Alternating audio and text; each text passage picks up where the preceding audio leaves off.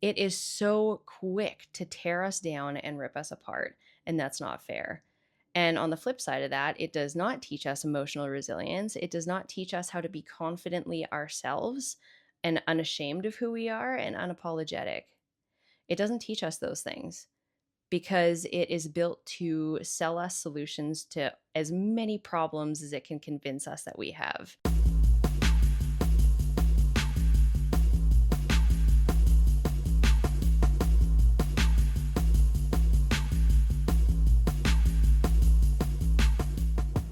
Today, I want to talk about change because change in life is inevitable and we need to learn how to deal with it in the best, most effective way possible. There are two ways of creating it. You can create change yourself, and that could be positive, like lifestyle change, or it could be change for the sake of pushing past a comfort zone.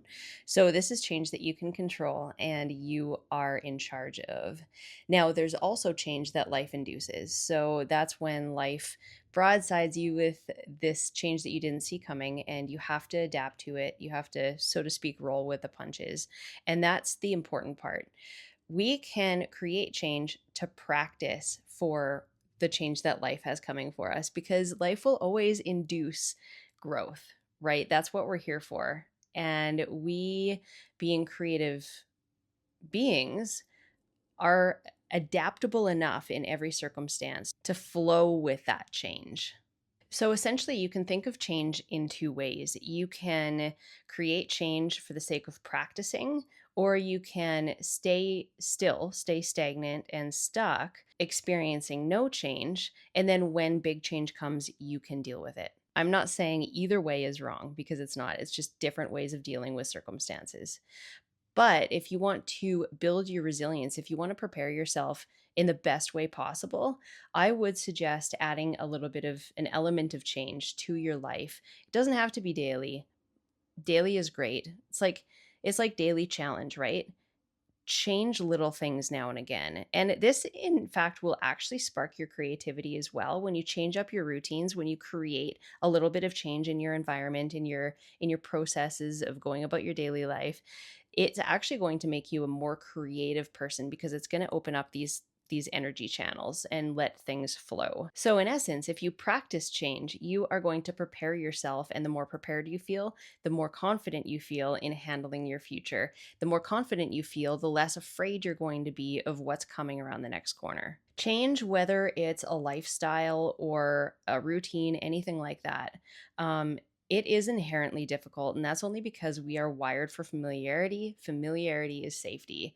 And so we tend to experience an element of resistance when change comes, when we are faced with change. And that can be self induced change or life induced change. Um, Either way, it pushes us out of our comfort zone because it's different and new. And this is exactly why we do it, right? This is also what keeps life fresh. Again, it's that creative flow. So understand that even if you are excited about a certain change, you can still find it intimidating, and you can still try to some degree to, like, there could be a part of you that wants to sort of push it away. And that's totally okay. Just be self aware of that and acknowledge it. Don't judge yourself for it and say, you know what? This could be nerve wracking. This is making me a little bit hesitant, or this is making me hugely hesitant. It's terrifying. Either way, I'm going to go through with this, right? This is within my power. Again, it's always in our power how we react to certain situations. Maybe I need more coffee. I'm having a hard time talking today.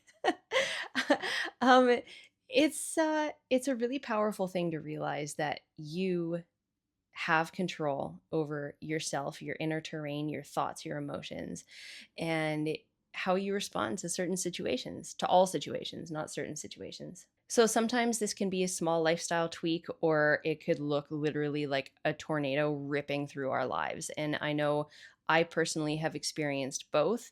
I have had a hugely fun time tweaking my life in ways that change the way I go about doing everything. That's super fun. But I have also had tornadoes come through.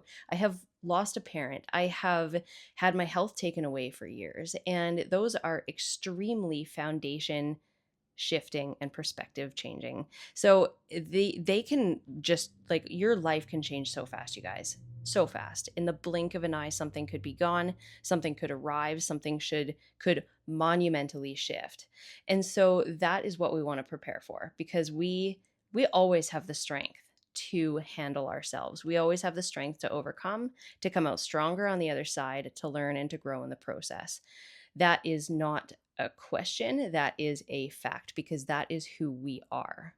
And so the sooner we acknowledge that, and through creating small change in our lives, practice that, then it is going to be integrated into who we are. And we're going to fall back on that knowledge as soon as something challenging happens. And that's the whole point. This is why we train resilience. This is how we train resilience, with mindset shifts like this. Sometimes change is wonderful, sometimes change is terrible, sometimes it is both.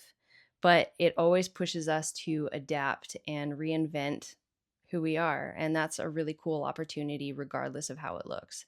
Essentially, it's really about not if change will happen, but when it will happen. Because again, life will always give us that little push. It will always induce something if we're not growing when it decides it's time for us to grow. So it really becomes how much resistance we meet that change with. And if we know our power and how to use it, and um, how to shift and be aware of our inner terrain, then everything will go so much smoother. We're going to have so much less resistance to the process and resistance to healing, because that's really what it's all about. Life opens us so we can see our power. It doesn't open us to break us. And that's really hard to believe when your heart has been crushed to the deepest level. And you have to keep going from there. But you can. You always can. No matter what, your perspective will determine what you get out of your situation, your circumstances, and any particular challenge you're facing. Your perspective is everything. And there's no sense looking back. I know it's really tempting. It's really hard not to. And it is so super easy to dwell in the past and say, well, this wasn't fair. This isn't fair. I have all these emotions surrounding what just happened. I want to go back to the way things were. I miss whatever that would be. I miss that situation. I miss who I was. It could be countless things. And it's okay to go back for a bit and miss those things, but always move forward. I used to think, when I was right at the beginning of my health stuff, when everything fell apart on me, I used to think that life was leaving me behind, that the world I kind of disappeared from it, and the world was continuing on with normal routine, and mine was just broken. I was kind of plucked out of the world. And in hindsight, like, it took me a while to realize it, but what had happened was I had everything taken away from me. So I was forced to focus on the deepest, darkest parts of myself, because that's exactly what needed healing. That is what I needed to look at and acknowledge and forgive and heal before I could move forward into the life I'm living now. We have to understand that life always moves forward, and it's not without us. It's for us. So always move forward in your journey and have that forward focus. Have presence for where you are, but have that forward focus and say, life's not leaving me behind. Life's not on pause. That will really help you get out of victim mindset and empower yourself, because you're taking responsibility for your journey. If you always move forward, then you're always going towards something. And it's way easier to keep your focus on what you want, on the outcome that you want, than it is to, I just forgot what I was going to say. It's way better to move forward than it is to fall back and say, I wish things would stop. I wish things were the way they were before.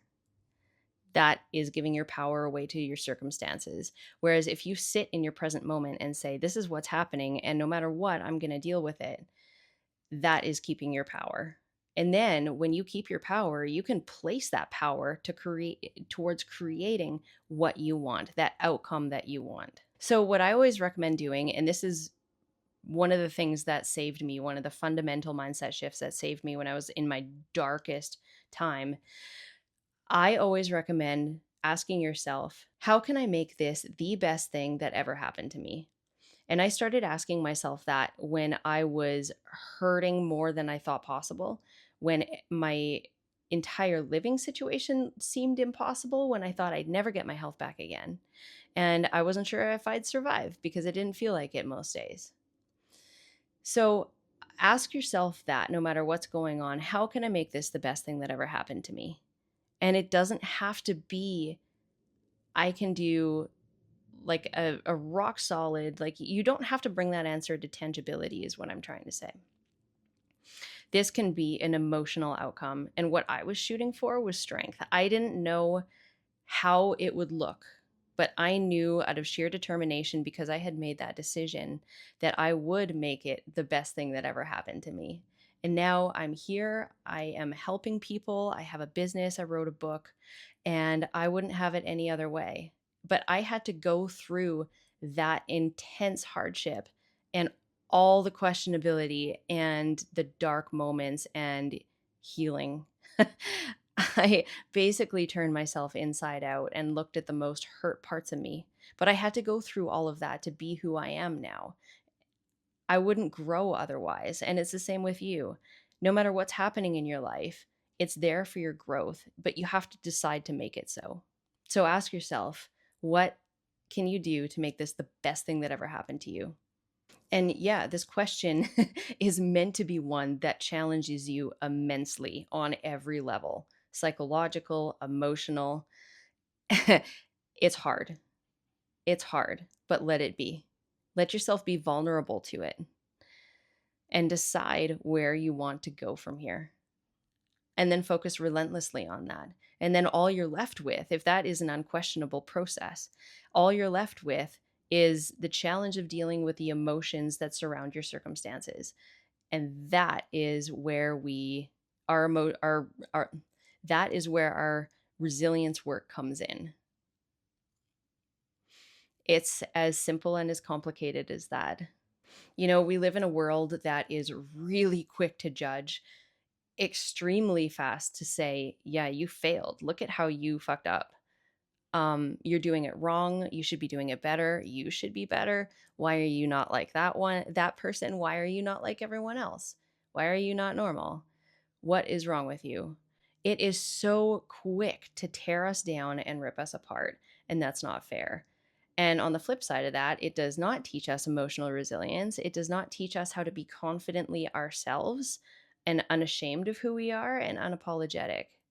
It doesn't teach us those things because it is built to sell us solutions to as many problems as it can convince us that we have. And so, resilience work, emotional resilience work, true mindset work, which is not fluffy, it's the deepest, darkest shit you can do. That is all designed to take your power back from that world that tells you that you are not enough. This is why we build ourselves. This is why this work is important. And this is also why it's the bravest thing that you could do. Whatever you do, teach yourself how to hold your power when everything else wants to take it away. That's the most powerful thing that you can do for yourself. And that's what I'm here to teach you. Because it took me a lifetime of training to get myself to the point of understanding these concepts and running my life this way. And I don't want it to take you, like, the darkest part of my life was 10 years. And it took me a good 30 to actually learn how to implement and integrate and put into action by default everything that I teach now. Another thing the world teaches is how to not feel your emotions, how to numb yourself, how to distract yourself. And that is the most detrimental thing that I have seen in this world today.